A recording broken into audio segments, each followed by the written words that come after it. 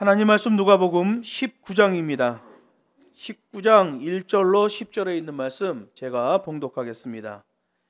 예수께서 여리고로 들어 지나가시더라. 삭개오라 이름하는 자가 있으니 세리장이요 또한 부자라.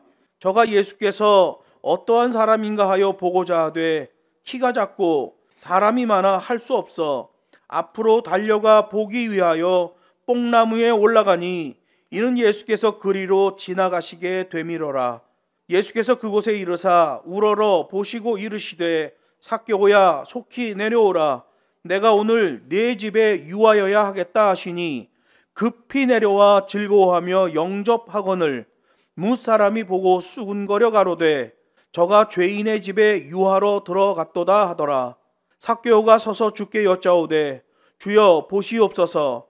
내 소유의 절반을 가난한 자들에게 주겠사오며 만일 네 것을 토색한 일이 있으면 4배나 갚겠나이다.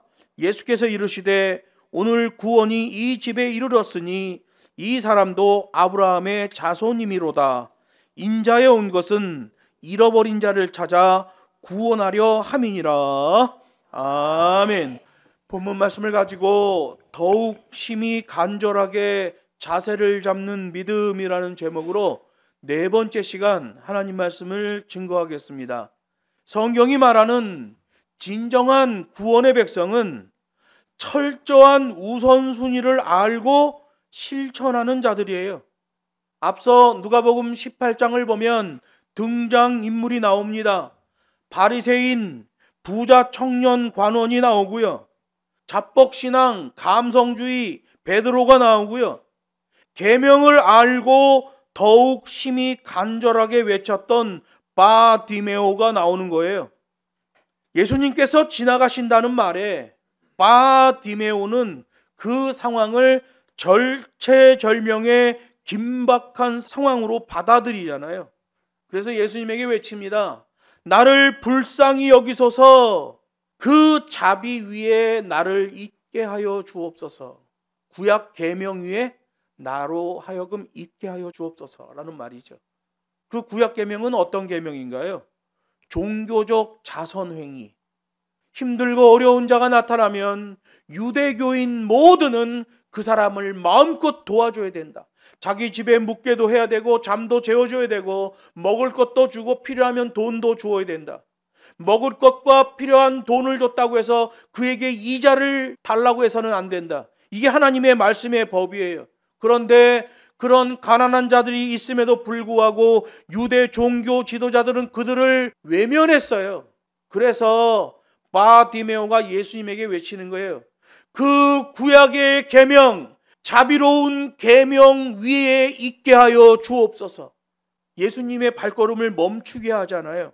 제자들이 더욱 제지하자 더욱 심히 소리질러 자세를 보이잖아요. 원문을 보면 까마귀 떼가 일제히 지저대는 소리를 냈다 이렇게 말하고 있어요. 구약 계명을 아는 자예요. 감성적 반응을 한 게 아니라 이성적 반응을 하고 있는 거예요. 하나님의 말씀을 알고 더욱 심히 간절하게 외친 거죠. 여러분 이 시대에도 기도원 따위에 가면 막 소리 지르고 난리를 치는 사람들이 있습니다. 하나님의 계명을 알고 그리하면 하나님의 응답을 받습니다. 그러나 감성주의 자기 생각으로 하면 오히려 그런 행위가 범죄가 되는 거예요. 누가복음 18장은 예수께서 남쪽 신여리고를 진입하고 있을 때에 벌어진 내용이고 오늘 본문 누가복음 19장은 신여리고에 들어가서 벌어진 일이에요. 바디메오 사건은 들어가면서 벌어진 사건이고 삭개오 사건은 들어가서 일어난 사건이에요. 그러나 이 두 사건이 말하는 가장 중요한 것은 이제 주님이 고난받으러 예루살렘에 올라가시는 데에 20km 남짓 남아있다라는 것을 보여주는 거죠. 예수님은 옛 여리고를 나와 남쪽으로 가시다가 신여리고 입구에서 바디메오를 만났고 하나님의 계명을 정확하게 알고 반듯하고 더욱 심히 간절하게 자세를 잡는 바디메오를 보시고 구원을 선포하셨어요. 그 앞에 나왔던 바디메오의 사건에 이어서 구원의 핵심 끝판 계시를 오늘 본문에서 주고 있는 거예요. 감정을 관리하라. 너의 욕심을 관리하라. 이 시대의 문제가 뭐예요? 자기 감정을 관리하지 못하는 게 큰 문제입니다. 유튜브 보세요. 감정을 관리하지 못하는 관종분자들이 얼마나 많은지 몰라요. 자기의 욕심을 관리하지 못하는 사람들이 얼마나 많은지 몰라요. 지난주에 한국교회가 좀 떠들썩했습니다. 살아있는 어느 목사가 자기의 흉상을 만들어서 제막식을 한 거예요. 여러분, 사람의 흉상은 사람이 죽은 다음에 만드는 거예요. 사람이 살아있을 때 만드는 게 흉상이 아니에요. 사람이 살아있을 때 흉상을 만드는 것들은 독재국가의 지도자, 이런 사람이나 자기가 살아있을 때 자기의 흉상을 만드는 거예요. 애굽의 파라오, 아주 패역한 자들이죠. 우상숭배자들이에요. 살아있을 때 자기의 흉상을 만듭니다. 북한의 김일성 보세요. 살아있을 때 자기의 흉상을 만들잖아요. 한국의 어떤 목사가 자기의 흉상 제막식을 했어요. 아주 껄쩍지근한 목사님들 모셔다가 성대하게 제막식을 했습니다. 그분 통장에 있는 6천억 원은 언제 쓸려나 모르겠어요. 방송 선교한답시고 한국교회 성도들에게 감성주의 언어로 긁어모은 도네이션, 선교비 6천억. 그 사람 통장 안에 들어있어요. 그 돈 언제 쓰려고 그러는지 모르겠어요. 그 정신나간 목사가 흉상 제막식을 했어요. 감성 관리, 욕심 관리, 이걸 못하면 목사도 지옥에 떨어져 버리는 거예요. 오늘 본문 사건은 구원의 핵심, 끝판 계시예요. 예수님이 예루살렘에 올라가셔서 십자가에 못 박히셔요. 그 직전에 구원에 관련된 최종 계시, 끝판 계시로 주고 있는 게 이 삭개오 사건인 거예요. 오늘 본문 19장 1절에 보면 남쪽 신여리고로 들어가신 예수님을 말하고 있습니다.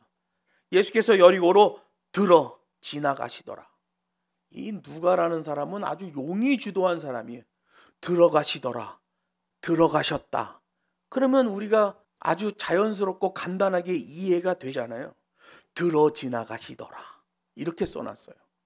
여리고성에 들어가는 게 중요한 게 아니라 여리고성을 지나서 예루살렘에 가시는 게 중요하다는 거예요. 거기에 목적지가 있다는 거죠. 들어 지나가시더라.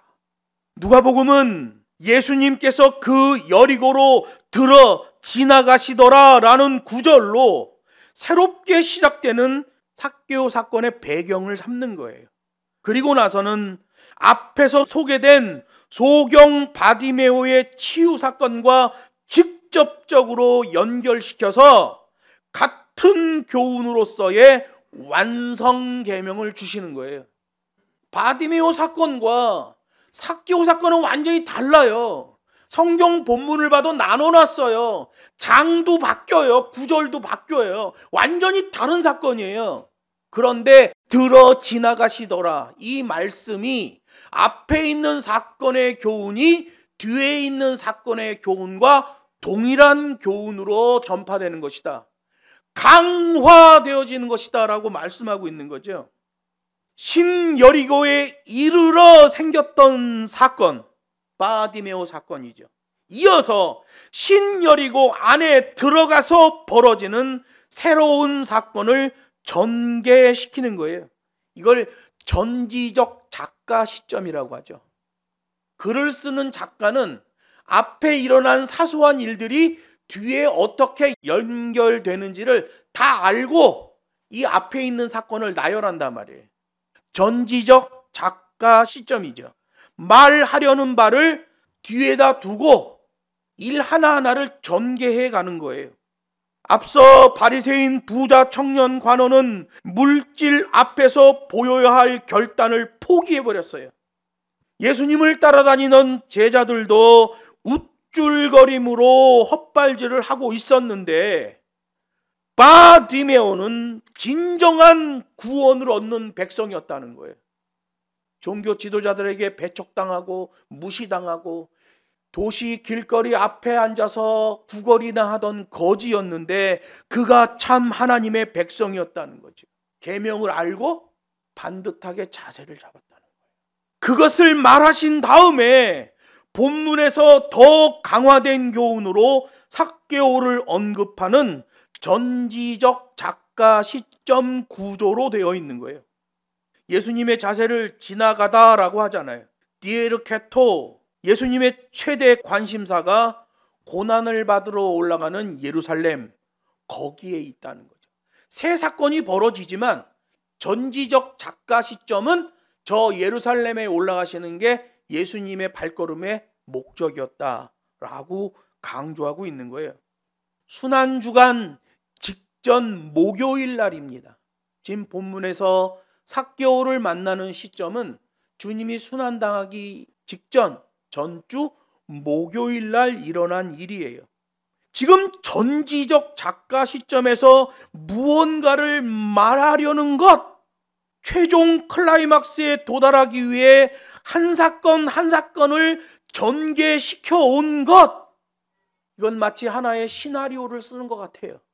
발단, 전개, 절정, 하강, 대단원의 막을 내리는 한편의 시나리오 같은 느낌이 드는 거예요. 여리고 입성에 앞서서 만났던 바디메오, 그는 구원의 회복을 간구하는 자세의 믿음을 보였단 말이에요. 그래서 구원이 선포되죠. 여리고 입성 후에 만난 삭개오, 물질에서의 결단을 보이는 자세의 믿음이 나와집니다. 구원이 선포돼요. 오늘 본문 기준으로 3일 후에 예루살렘에 입성하게 될 예수님, 구원에 관련된 최종적 교훈의 강화를 하고 계시는 거예요. 누가복음 18장에 나왔던 바리새인 부자 청년 관원, 돈, 예수님을 따라다녔지만 잡벅신한 감성주의로 우쭐거리며 헛발질하는 제자들, 그들에 비해 사회적으로도 천대당하고 돈도 없고 가장 비천한 모습이었던 바디메오가 구원을 받는 것을 기록해놨어요. 더욱 심히 간절하게 자세를 잡는 믿음. 남쪽 신여리고 들어오셔서 만난 삭개오, 역시 더 심히 간절하게 자세를 잡는 믿음, 동일한 교훈을 강화하고 있는 거지요. 오늘 본문에는 부자 삭개오가 나옵니다. 2절에 삭개오라 이름하는 자가 있으니 세리장이요 또한 부자라. 여기서 강조하는 바는 이 사람이 부자라는 거예요. 18장에 나온 부자 청년, 바리새인 관원, 그것과 연결되어 있는 교훈이기 때문에 이 부자라는 사실을 강조하고 있죠. 이 삭개오라는 이름은 한국식 이름이고 원래 이름은 제카이오스예요. 히브리 사람들은 그를 제카이오스라고 불러요. 정통 유대인의 이름이에요. 이름만 딱 들으면 아, 이거 유대인이구나, 금방 알 수 있는 이름이에요. 청결한 사람이라는 뜻이에요. 의로운 사람이라는 뜻이에요. 예수님이 갈릴리 지역을 떠나 베레아를 통과해 예루살렘으로 가는 도중에 요단강을 넘어가는 길목에 있는 세관장이에요. 거기는 길르앗에서 유입되는 물품에 관세를 부과하는 그런 세관이에요. 세관도 여러 종류의 세관이 있잖아요.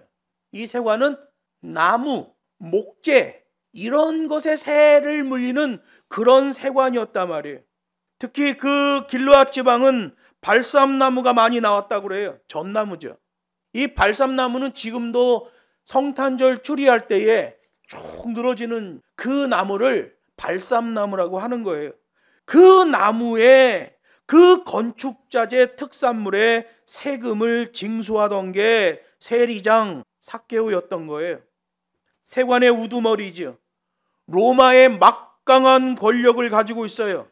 자기 의도에 따라 발삼나무를 가져오는 사람들에게 세금 너는 얼마, 너는 얼마 이렇게 매길 수 있어요. 똑같은 나무를 가져오는데 너는 1달란트, 너는 2달란트 이렇게 세금을 임의로 매길 수 있는 우두머리였단 말이에요. 그러니 부를 촉지하기가 쉬웠지요.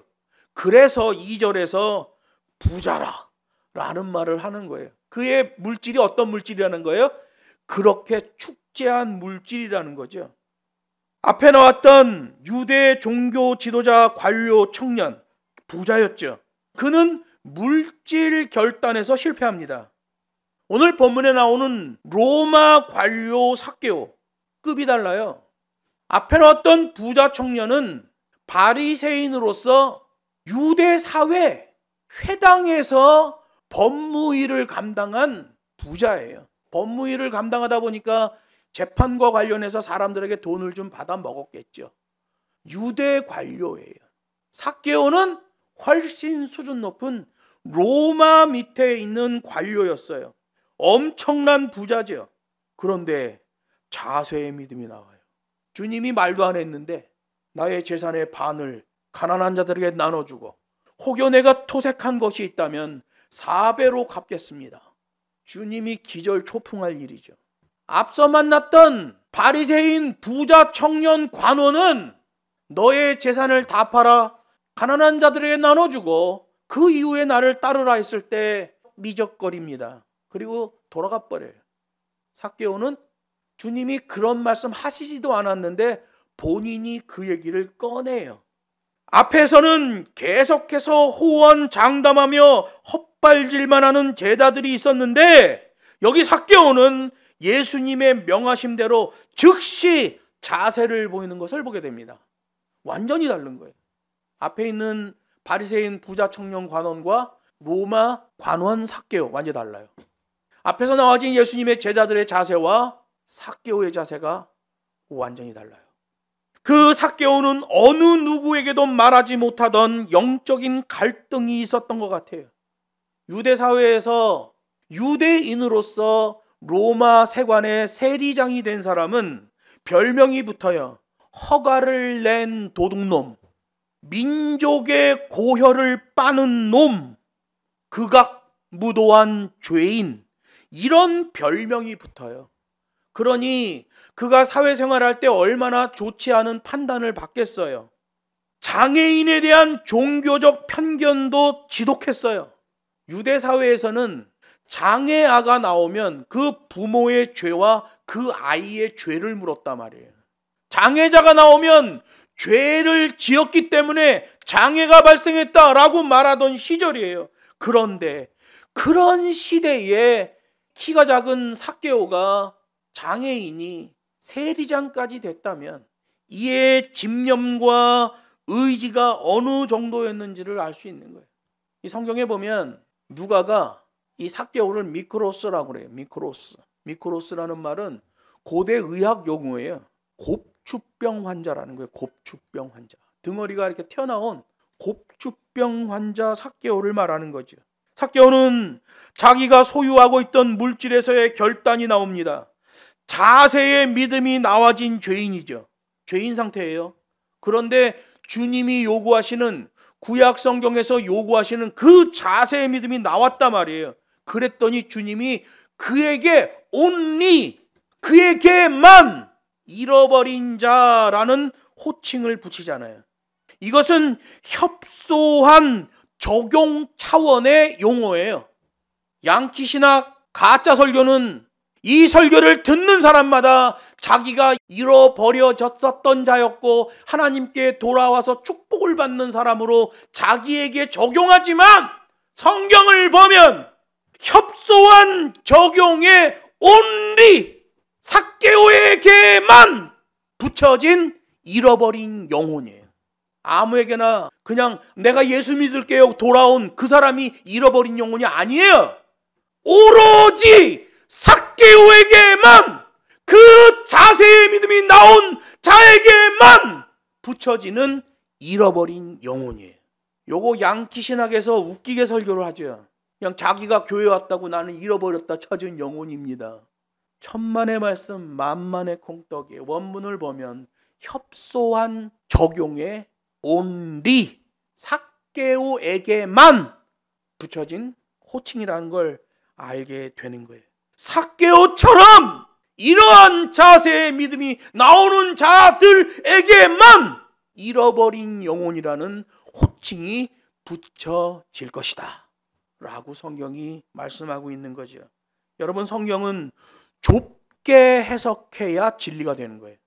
술 취하지 말라 그러면 술 입에도 대지 말고 그것을 바라보지도 말라는 거예요. 술 취하지 말라 그랬으니까 나 술 한 병 먹어도 안 취하니까 한 병 먹으면 되겠지. 넓게 해석하면 안 돼요. 성경은 좁게 해석해야 돼요. 양키 신학은 넓게 해석합니다. 왜? 양키 신학의 전도학은, 양키 신학의 교회 부흥학은 많은 사람들을 교회로 불러들이기 위하여 이벤트를 하든 뭘 하든 별짓을 하든 다 해라. 이게 양키들이 말하는 교회 성장학이에요. 미국 훌러 신학교의 피터 와그너, 그에 의해 완전히 오염된 교회 성장학이 이 시대의 교회들을 다 오염시키고 있어요. 자기가 소유하고 있던 물질에서의 결단, 그 자세의 믿음이 나와진 죄인 삭개오, 그에게만 잃어버린 영혼을 다시 찾았다 라는 only 호칭이 붙여진 거죠. 하나님이 시키는 대로 하는 자세의 믿음, 그 믿음은 인류 최초 아담과 하와가 잃어버렸던 그 믿음이에요. 하나님이 말씀하셨잖아요. 동산 중앙에 있는 그 실과는 절대로 먹으면 안 된다.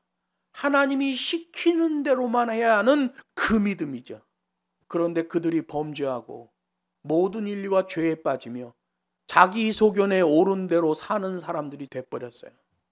삭개오와 같은 이런 결단의 믿음이 나와야만 협소하게 적용되는 잃어버렸다 찾은 자라는 이 단어를 아무렇게나 아무데나 누구에게나 적용하는 이런 가짜 신학, 가짜 설교가 나오는 거예요. 우리 기독교는 그렇게 녹록하지 않습니다. 관대한 신학에 의해 죄인인 자기에게 관대한 처분을 하려고 자기 스스로 자기에게 말하는 잃어버렸다 돌아온 자라는 표현은 하나님 앞에 패역한 거예요. 그래서 바디메오 때 아주 중요한 단어가 뭐였어요?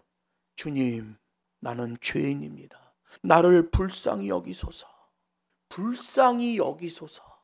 죄인이 할 수 있는 건 그거예요. 죄인이 나는 잃어버렸다 찾은 영혼, 하나님 앞에 망발이요 패역한 짓이 아닐 수가 없죠. 오늘 본문은 진리의 방향성도 나와요. 굉장히 중요한 거예요. 이거는 우리 한국에서 어디도 안 나오는 내용이에요. 제가 다 뒤져봤어요. 이것을 말하는 자가 있는가. 여기 3절 4절 말씀 보면 삭개오가 예수님을 보려고 했던 이유를 말하는데 호기심이에요. 호기심. 많은 재물을 가진 자는 재물 때문에 나와지는 두려움이 있어요. 재물을 많이 가졌다고 해서 마음이 편해지는 게 아니에요. 그 재물 때문에 오히려 영적인 두려움이 오는 거예요. 그러다 보니까 바리새인 부자 청년 관원도 예수님을 찾아와서 어떻게 하여야 영생을 얻을 수 있습니까? 라는 말을 하잖아요.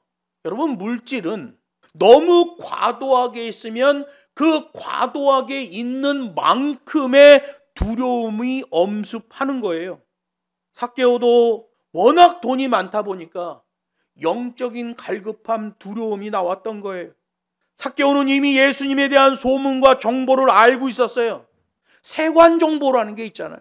지금도 어느 사람이 비행기를 타고 어느 공항에서 어느 나라 공항으로 간다 그러면 그 사람에 대한 정보가 쫙 나온단 말이에요. 세관 정보라는 게 그래요. 길르앗에서 발삼나무를 캐어 유대 땅으로 가지고 들어올 때 세금을 매기던 그 세관, 누가 어디로 지나가고 군중들이 어디로 지나가는 세관 정보가 다 있는 거예요. 특히 예수님 같은 이런 셀럽은 많은 군중들이 그를 따랐잖아요. 세관에 이미 정보가 들어갔지요. 특히 남쪽 여리고 입구에서 벌어진 바디메오의 기적의 일을 삭개오는 더 잘 알고 있었던 거예요. 그래서 삭개오는 예수님이 어떤 분인지 만나보고 싶었고 예수님을 확인해보고 싶었던 거예요. 그런데 세관장이기 때문에 강압적인 물리력 행사가 가능했습니다. 세관장이잖아요. 야, 너 잠깐 멈춰. 너 뒷주머니 조사해야 돼. 너 뭘 숨겨가지고 왔어? 그런데 그런 행사를 하지 않습니다. 겸손해져 있는 걸 알게 되는 거예요. 예수님을 봐야겠다. 그런데 두 가지 장애가 있어요. 성경에 말합니다. 키가 작고 사람이 많아. 예수님을 따르는 사람들이 많아요. 더구나 유월절을 하기 위해서 지금 급히 사람들이 올라가고 있어요. 그 많은 사람들이 앞을 가려 예수님을 볼 수가 없었던 거죠. 더구나 키가 작아 자기 앞을 지나가는 예수님을 볼 수가 없는 거예요. 키가 작고 사람이 많아. 성경은 이 두 개의 장애를 얘기합니다. 영적 갈급함으로 힘든 삭개오, 예수님이 지나간다는 말을 듣고 더욱 심히 간절하게 예수님을 보고 싶다는 열정이 나와지잖아요. 성경이 두 개의 장애를 말하죠. 외적인 요인이 뭐예요? 타인에 의한 장애 요인이죠. 삭개오가 예수님을 좀 봐야 되는데 키 큰 사람들이 다 앞을 가로막고 있고 또 사람들이 많이 가로막고 있어요. 삭개오가 도무지 예수님을 볼 방법이 없어. 외적인 장애지요. 여러분, 이 시대도 돈 6천억씩 갖고 있는 목사가 흉상 만들고 이 분쟁거리 만들고 자꾸 그러면 예수 안 믿는 사람들이 교회 욕한단 말이에요. 전도를 막는단 말이에요. 외적인 요인이죠. 어떤 사람이 예수를 믿어야 되는데 이 뻘짓을 해대는 목사들 때문에, 못된 짓을 하던 교회들 때문에, 이벤트하고 프로그램 잡아 돌리는 교회들 때문에 예수를 만나야 되는 사람들이 못 만나고 있는 거예요. 외적인 요인이죠. 삭개오는 키가 작아요. 내적인 요인도 있어요.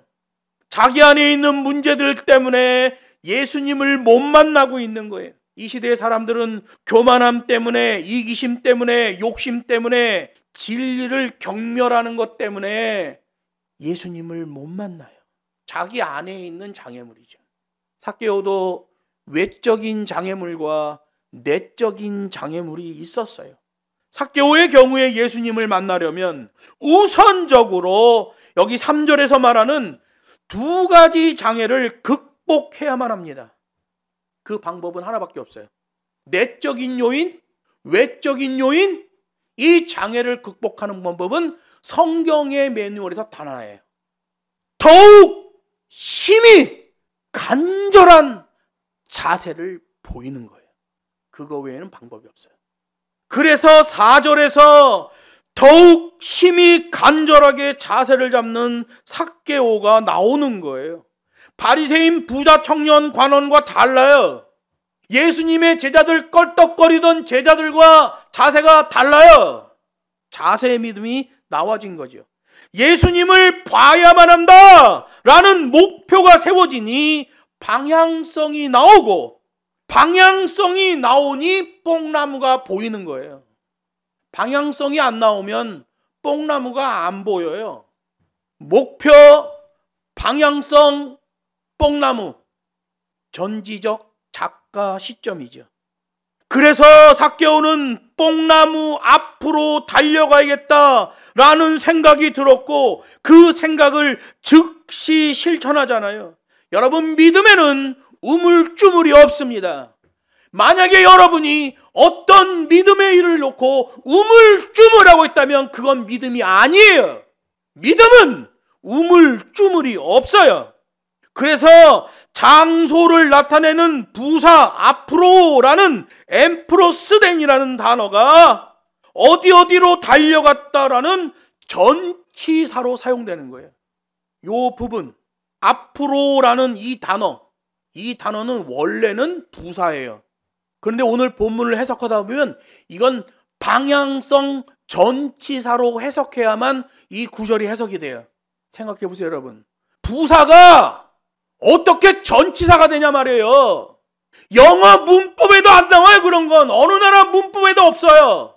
부사는 부사고 전치사는 전치사예요. 그런데 부사가 전치사 역할을 하는 단어로 바뀌어버리는 거죠. 문법을 뛰어넘는 자세의 믿음. 우리나라 조지훈 시인이 있습니다. 청록파 시인으로서 승무라는 시를 지었지요. 얇은 사 하이한 곡갈은 고이 접어 나빌레라. 나빌레라라는 단어는 우리나라에 없습니다. 한 여승이 승무를 치는데 그 곡갈이 고이 접어 나빌레라. 고이 접은 그 곡갈이 마치 나비가 팔랑팔랑거리는 것처럼 그렇게 곱다라는 말을 하는데 우리나라에는 없는 나빌레라라는 단어를 사용해요. 여러분, 이 나빌레라라는 단어가 한 단어로 번역이 되면 조지훈 시인은 노벨 문학상입니다. 그런데 이 엄청난 시가 노벨 문학상을 받지 못하는 단 하나의 이유, 나빌레라라는 단어를 그 어느 나라 단어로도 한 단어로 번역할 수가 없어요. 우리 한국 사람, 조선의 피가 흐르는 사람만 나빌레라라는 말을 이해합니다. 오늘 본문에 나오는 단순 부사 엠프로스덴, 앞으로라는 부사가 어디로 달려갔다라는 전치사로 유일하게 사용돼요. 유일해요. 문법을 뛰어넘는 자세의 믿음이죠. 하나님의 계명을 기준으로 자세의 믿음이 나와지면 하나님의 계명에서 약속하신 대로 그 은혜를 따라 믿음으로 구원이 성취되는 거예요. 자신의 장애를 극복하려고 심히 간절하게 자세를 잡은 삭개오 때문에 단순 부사가 방향성을 가진 전치사로 해석되어 용례가 바뀐 것처럼 지옥 갈 죄인이 하나님의 백성처럼 구원의 길에 들어서고 의를 추구하는 자가 되어지는 거예요. 이게 하나님이 우리에게 주신 구원의 과정, 축복인 거죠. 로마서는 그것을 의인이 됐다라고 말하는데 궁극적 의인은 아니에요. 하나님이 부르셔서 하나님의 계명을 따라 사는 구원의 과정을 살아가게 하셨기 때문에 의인이라고 여겨주시는 거죠. 양키 신학은 이거 다 바꿔놨습니다. 가짜 신학을 만들어놨어요. 구원론의 40%는 가짜예요. 그리고 그 뽕나무는 예수님의 뒷모습을 보는 정도의 위치에 있는 뽕나무가 아니라 예수님보다 먼저 저만큼 앞으로 나아가서 다가오는 예수님을 정면으로 바라볼 수 있는 위치에 있는 뽕나무였다는 거예요. 여러분, 애를 잃어버리면 애 뒤통수 사진으로는 애 못 찾아요. 애 사진을 가지고 왔는데 경찰이 이 뒤통수 사진이네요. 그랬더니 엄마가 얘기해, 얘 우리 애 맞아요. 우리 애 맞아요. 뒤통수 우리 애 맞아요. 근데 뒤통수 사진으로는 애 못 찾아. 반드시 얼굴이 나온 앞면 사진을 가지고 와야 애를 찾을 수 있는 거예요. 오늘 본문의 뽕나무도 여러 뽕나무가 심겨져 있었지만 예수님 뒷모습 보는 뽕나무가 아니에요. 걸어오시는 예수님 앞모습을 볼 수 있는 뽕나무, 그리로 달려갔다. 오늘 본문이 말하잖아요. 앞으로 달려가 보기 위하여 그 뽕나무에. 성경은 그런 뽕나무를 말하려고 그런 더욱 심히 간절했던 삭개오의 자세를 말하려고 문법 전이까지 허용하고 있는 거예요. 앞으로 달려가 보기 위하여 단순 부사를 방향성 전치사로 전이시키는 일까지 나와지는 거예요. 잃어버린 구약을 회복시켜 완성하시려는 예수님, 잃어버린 자를 찾으시는 예수님의 사역, 그 잃어버렸다가 찾는 자, 찾아지는 자의 특징이 뭐예요? 하나님의 계명을 바르게 알고 아는 계명을 따라 더욱 심히 간절하게 자세를 잡는 자예요. 그래서 계명으로 구원받게 되는 거예요. 믿음으로 구원받게 되는 거예요. 입으로 나불나불거렸다고 구원받는 게 아니에요. 나 예수 믿어요. 입으로 나불거렸다고 구원받는 게 아닙니다. 협소한 적용에 온리 잃어버린 자, 오늘 성경이 그걸 말하고 있어요. 원래 순수한 뽕나무는 헬라어로 모론이라고 그래요. 모론.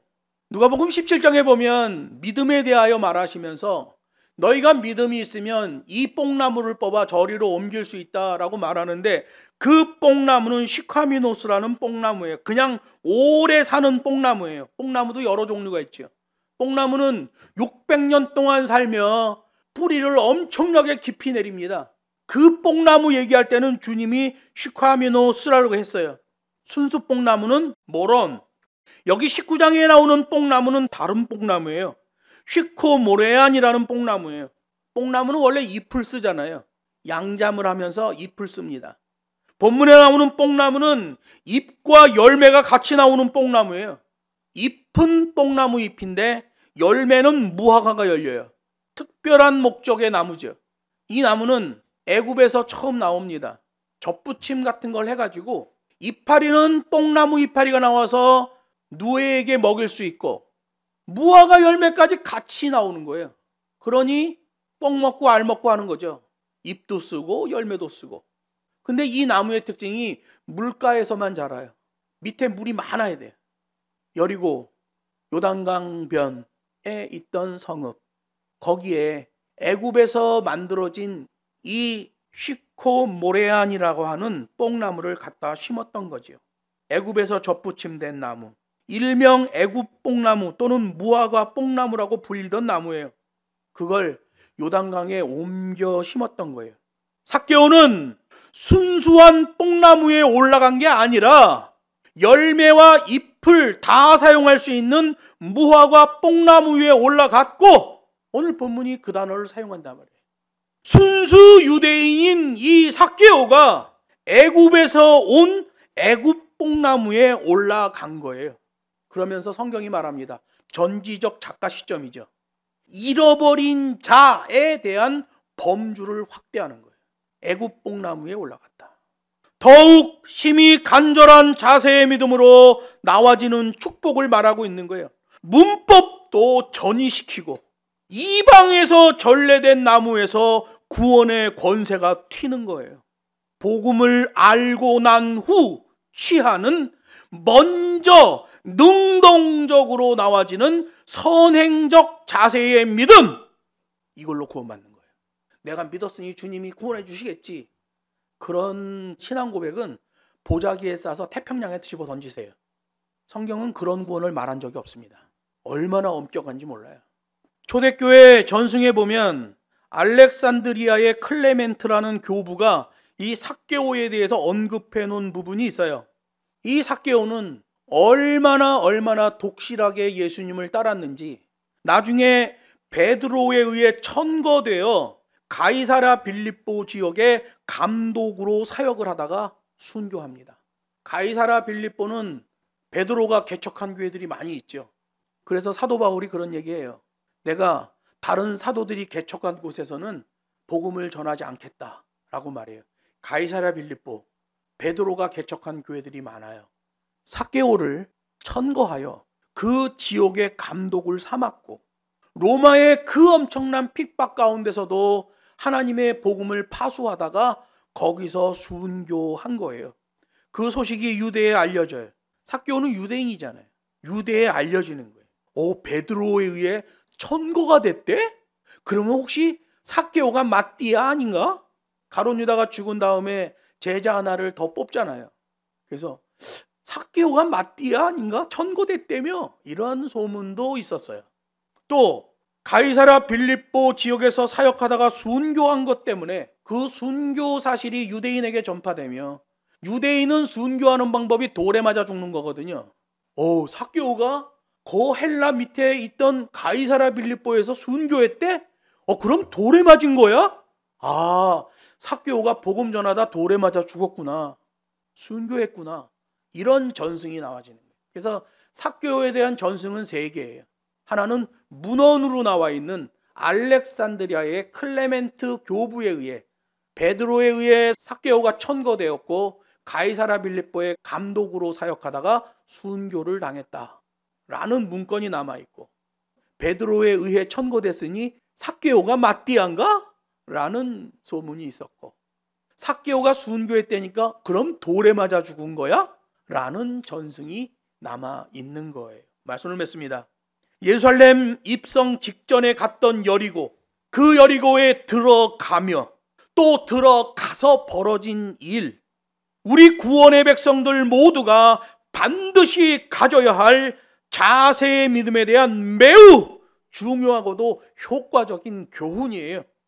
그것은 더욱 심히 간절하게 자세를 잡는 믿음이에요. 인간 감성적 열심이 아니에요. 계명 때문에 차가워지는 열심이에요. 계명 때문에 차가워지는 자. 삭개오 보세요. 얼마나 차가워집니까? 여러분, 사람들이 물질에 얼마나 애착이 많아요. 계명 때문에 아주 차가워져요. 내 재산의 절반을 떼어 가난한 자들을 나눠주겠습니다.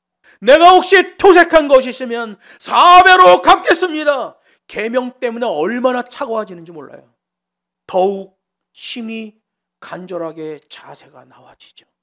그 믿음은 구약 성경에서부터 지속적으로 요구하시는 믿음이고, 모든 그리스도인들에게서 반드시 나와져야만 하는 자세의 믿음이에요. 입으로 나불거렸다고 그 믿음의 고백 아니에요. 반드시 자세로 나와야 돼요. 예루살렘 입성 전에 전지적 작가 시점에서 바디메오의 사건과 삭개오의 사건을 연결시키고 동일한 교훈을 주시는 거예요. 구약 계명을 완성하러 오신 예수님, 그 완성된 계명이 요구하시는 바의 자세의 믿음, 마지막 때에 심판의 주인으로 오시고 심판장으로 오실 예수님께서는 그 기준에서 공의로운 심판을 하시게 되는 거예요. 믿음으로 구원, 행위로 심판, 이걸 꼭 기억하시고 끝까지 겸손하고 끝까지 충성하는 하나님의 백성들이 다 되시기를 주 예수의 이름으로 축복합니다.